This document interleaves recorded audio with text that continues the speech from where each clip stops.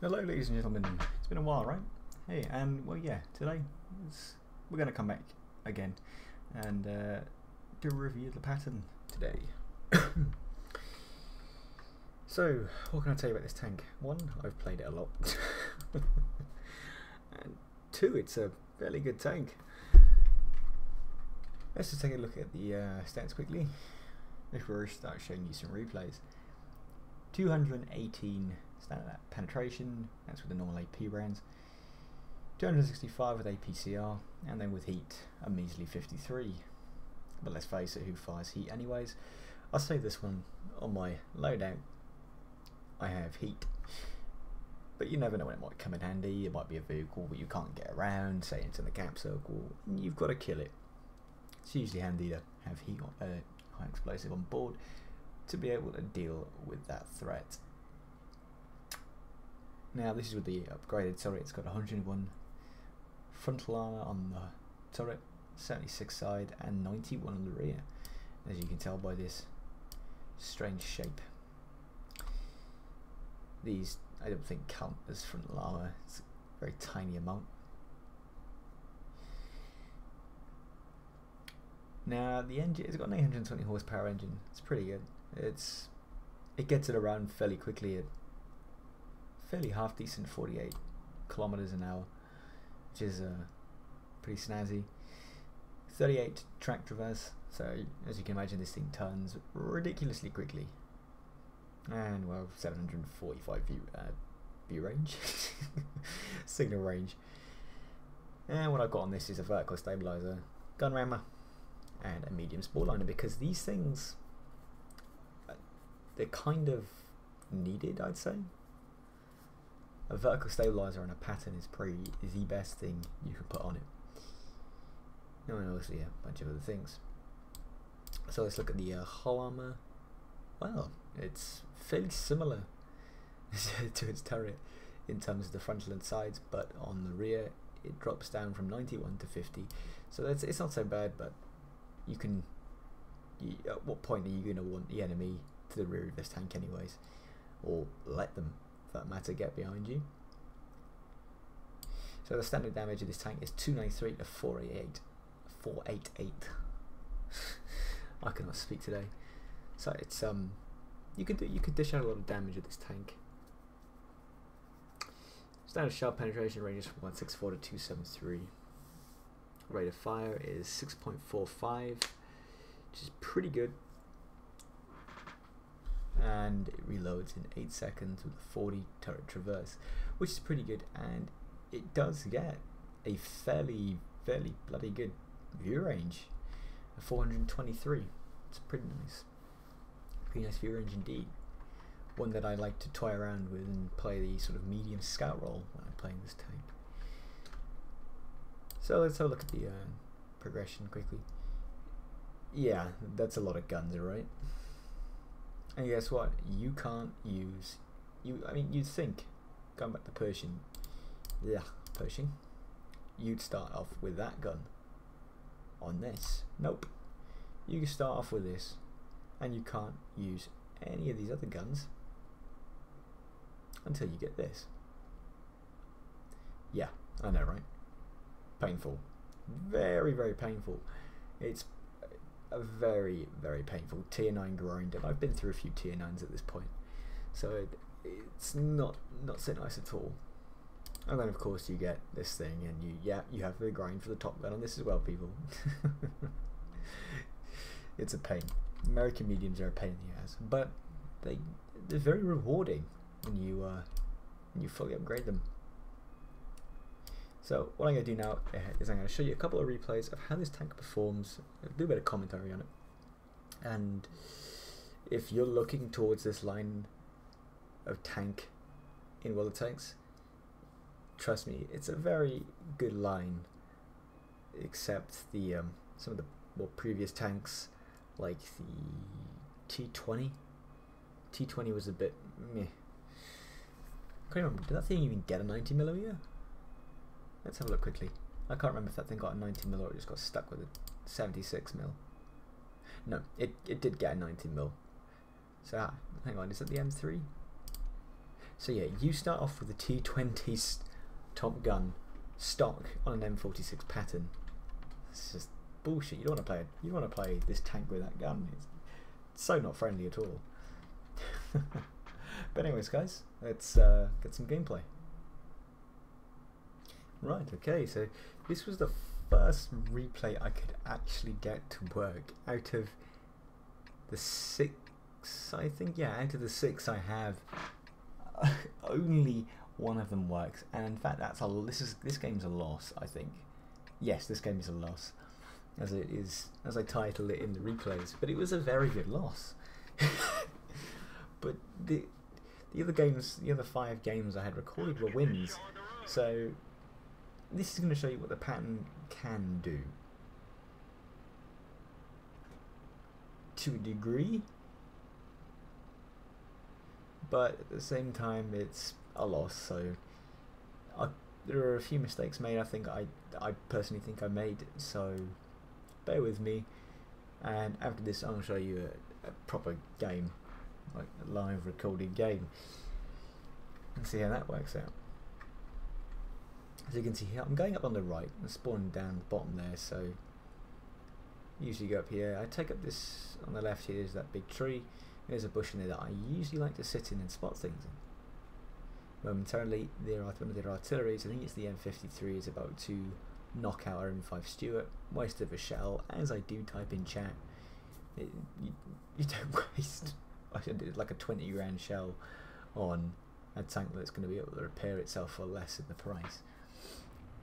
Unless, of course, it's coming for you directly, in which case, shotgun the bitch.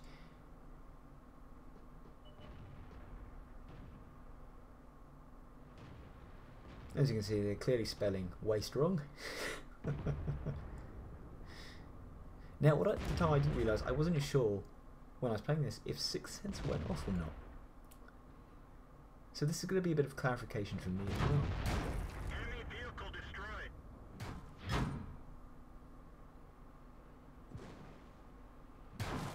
And wait for it. There's the artillery shell. Now, unless he was trying to shoot the T-54, I don't know. But that shell hit me. And 6 cents, as you can see there, did not go off. Which confused me in the game. I thought, wow, that's interesting. But nonetheless, let's continue. We come back up a little, just come back up the hill a little bit. Now 6 cents goes off to indicate that we have been spotted, probably by the T-44 in the woods. So what we decided to do, we decided to pull down an artillery shell. One of the artillerists is gunning for us. I believe it's the M53 again. Who, yeah, there you go, there it is. It's just absolutely gunning for me this entire game. In fact, artillery was just trying to slap me in the face every opportunity it got, which made this game a little bit more difficult to play. But at the same time, it was a really good game, fun experience. As you can see, they're trying to shoot that WZ on the move when it was stealthed. Not a good idea, a waste of a shell. Doesn't affect me later in the game. So what I'm doing here is I'm just pulling up. I'm waiting to see if that WZ comes with the artillery. Despite there being obviously a T-54 there and an MX-1390, I don't know if he's going to come. So the idea was just to wait and see what happens. I think after about 20 seconds I get bored or something and I go up, I see the T-54 and yeah, there we go, I see the T-54 and I come back round to go help neutralise him. Now their artillery was absolutely slamming us this game. There's no other way to describe what happened. It literally was an ass kicking from their artillery. Their artillery did 90% of the work. Now I got confused here. Was he reloading or did he just see the artillery and think easier kill? Because I really don't know. But anyways, that's our second kill. Now we see this IS-3 and we go up to help because this side of the map is lost. The other side is also lost. IS-3 is a big threat. So we go up here to help the 416 attempt to deal with this IS-3.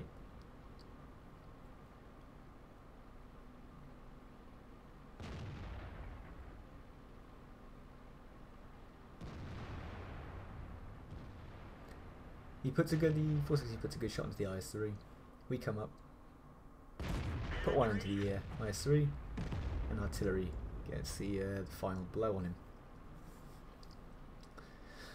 Now from here things start to get a little more intense. A little more shit kicks off, and a lot more things start to go wrong. That T-54 pulling back, obviously because he's being slapped in the face by the AMX 5100.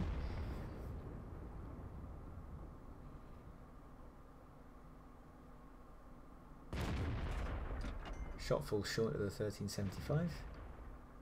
Aiming. Can we get another one? Nope.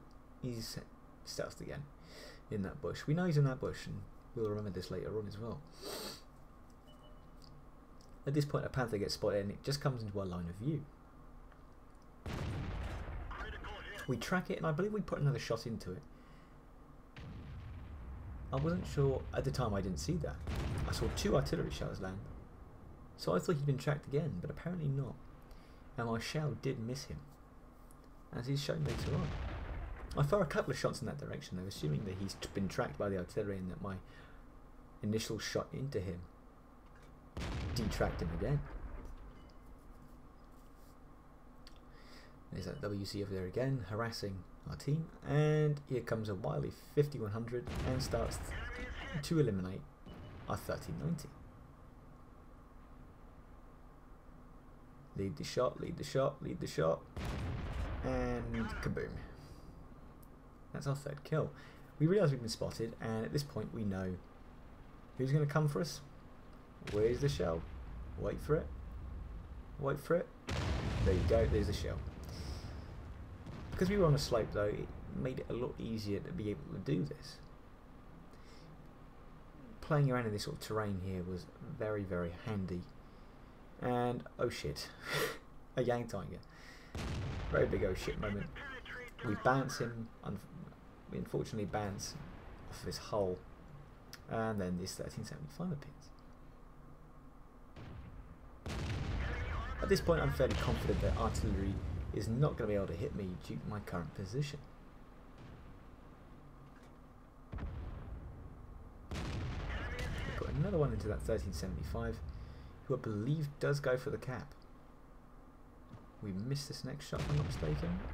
Trying to blind fire. And then we pull off into the bushes behind us.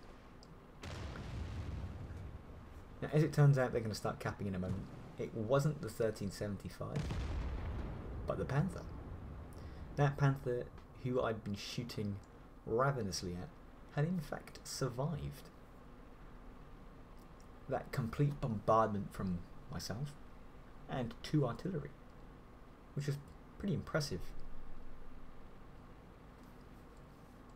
So we pull back a little bit, assuming that the 1375 is going to come up, or that whatever's in the cap circle momentarily is going to come up after us.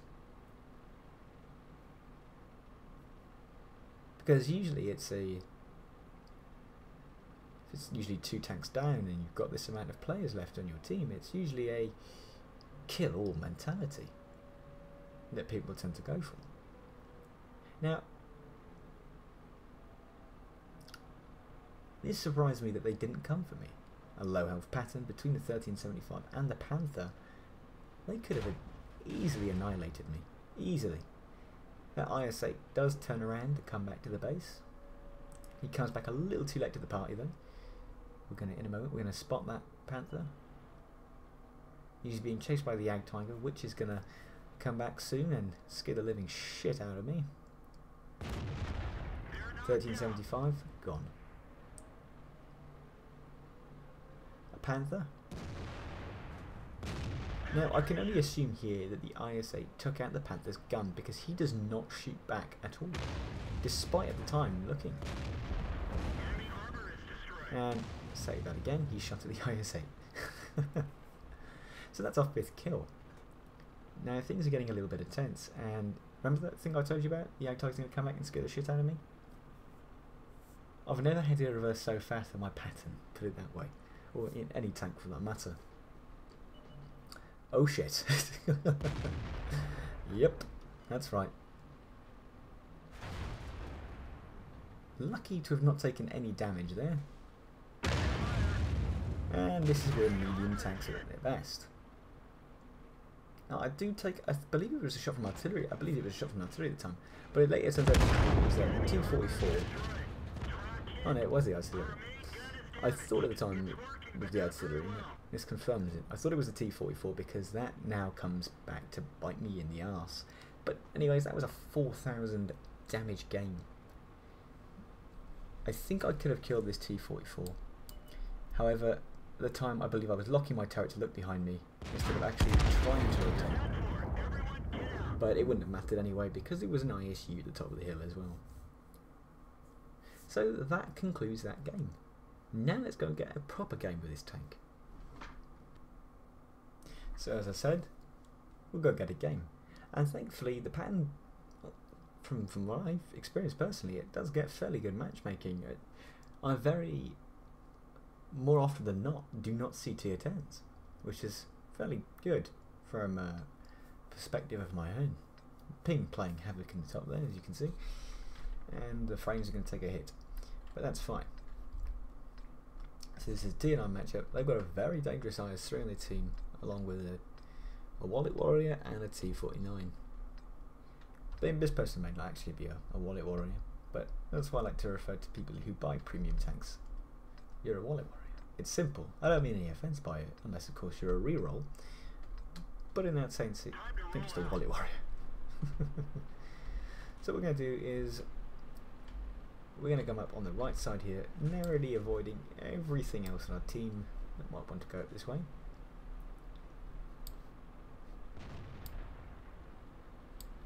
Now, I would usually be playing with my battle chat turned off, but it's also sometimes nice to keep it on. Why? Because some of the things the team might actually say, for once, might be helpful instead of demoralizing and derogatory. And yes, believe it, it's possible for what it takes players to actually make nice comments and relay helpful information. As rare as it may be, it's very nice that they do it sometimes. Now we're just going to take this very forward position here. We saw that T-49, T-54 get spotted by the M41, so we're just going to wait to see if he pops up, so we can hopefully get a shot into his lower hold, track him, maybe cause further and extensive damage to him. But too late for that. MT-25 comes up on the side, so we've got to deal with that. Missing the shot there.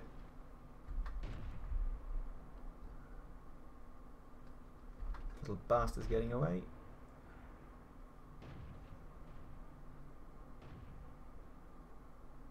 And he crashes. Amazing.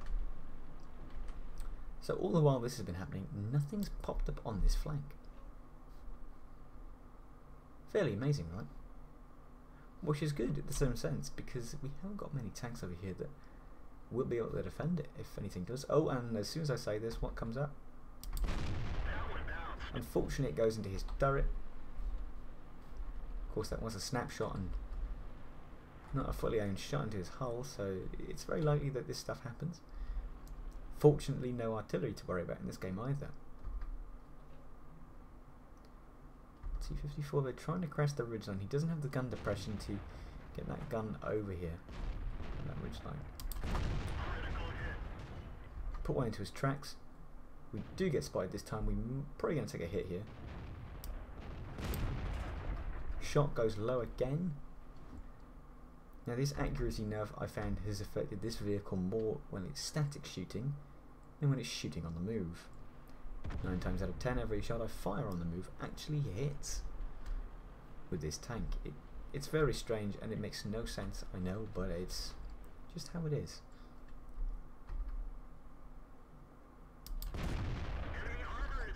Putting a shot into the air into that Tiger 1. We get spotted, we're going to pull back because we know there's still that T-34 down there. Now Tiger does have a fairly carrying. We're getting loads of criticals. One of my main complaints about this game is when you get a critical, you should be theoretically damaging them. So of course, if it's based in the tracks, then it doesn't work. Aim for the lower hull there, and it goes into the gun mantlet. Of course, the global accuracy nerf has affected a lot of things when it comes to that. Here's that T-34. Get under the gun, get under the gun, get under the gun, get under the... We just get under the gun. Narrowly avoiding that shot there. Trying to keep our eyes to the left there as well. Seeing as the imminent danger of a T-34 potentially turning his gaze towards us, which would be a bit problematic. Considering that thing has a 120mm gun. And this thing, no armour. But lo and behold, the T-34 gets killed by the T-30, the Tier 9 container strike. Cresting the ridgeline there and putting a shot into the IS. He gets spotted. We're just going to chill out a little bit here. IS is going to come down for that bulldog, I'm assuming. Or is he? What is he doing? That's the question.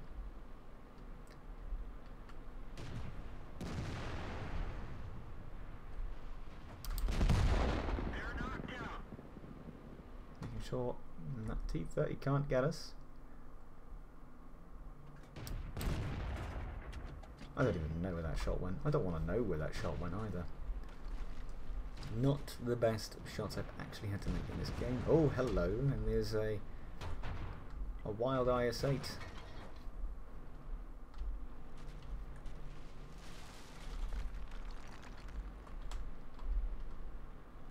Now this is where I'm assuming things are going to get a little bit hectic. I'm worried about that T-30 in my flank really, more than anything else. I don't know what he's going to do. And he can and will probably wreck my tank. If he gets given the opportunity to. And this T-49 also has that potential. That one didn't go through. Now I don't want to risk too much here. But I decided it's finally time to advance. Enemy vehicle destroyed. I'm going to push up. Now the main target here is going to be the IS-8. It's the highest tier tank there and is by a long shot way more deadly than that T-29. I know I'm going to beat his reload. I'm just going to sit here and reload. But now he's got his flank to our bulldog and now he's dead. So that's a fairly good display of what the Patton can do. It can play as a fairly stealthy scout medium role, but then when it comes to the dueling and brawling side of things, it's got that fantastic ability to be able to carry out just that. And as you can see here, we've got Mastery Class Badge 2, Spotter, Fire for Effect and Bruiser. And look at that, second on the board. Didn't need to do much damage. However, if we look at, there you go, damage caused with assistance was 2,268. Now, a lot of those criticals, especially on some of the tanks on our flank, we did spot, and we also tracked. Notably this thing, the T-54. We tracked it and it got its arse shot to shit. Also, it wasn't the 1390 who spotted it coming over the ridge, it was us, which is pretty handy. Doing a bit of modular damage mainly to the tracks, I would assume, there as well. So if that hasn't convinced you to buy the Patton yet, having seen a fairly good game on a loss, and seeing a mediocre game on a win, then I don't know what will. This tank is fairly damn good, and like I said, it does lead to this. And this tank, let me tell you, is amazing. It's my first tier 10 medium, and I love it. It plays similar but differently to the Patton, the M46 Patton that is, but it's worth it. It's worth the grind. This tank here, the M46, is a wonder in its own. So, having said that, guys, I hope you enjoyed the video, and I'll see you in the next one. Adios, guys.